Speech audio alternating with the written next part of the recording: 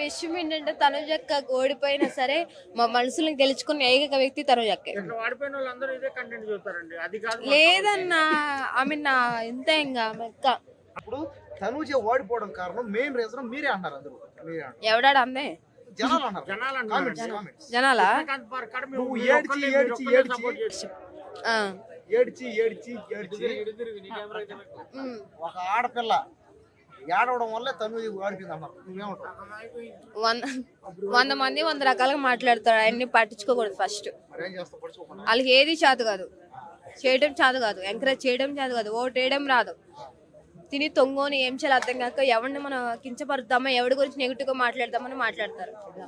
Tanuja 20 lakhs ఆశ చూపించమా దేనికి తీసుకోలేదని? ఆమె గెలుస్తుందని ఆమెకి నమ్మకం. అదే కంపల్సరీ ఆమె కప్పు కొట్టిద్ది, జనాల మనసులో ఉన్నది, ఓటేసారని చెప్పి నమ్మింది. బట్ థింగ్ ఏంటి వల్లే పెట్టడా ఇప్పుడు చేయటం. మరి ఆర్మీ కళ్యాణ్ విన్నర్ అయినాక తనుజ ఒక రకంగా ఎమోషన్ అన్నమాట.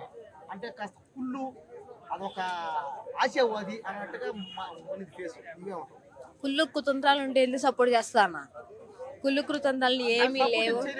ఆయన చేసిందే ఆర్మీ పవన్ కళ్యాణ్ చెప్పాడు నాకు సపోర్ట్ చేస్తూ ఒక లేడీ టైగర్ నిలబడింది అంటే, లేడీ టైగర్ నిలబడింది అంటే అది తనుజ అని చెప్పాడు. చెవులు పెట్టి వినండి అన్న మీరు.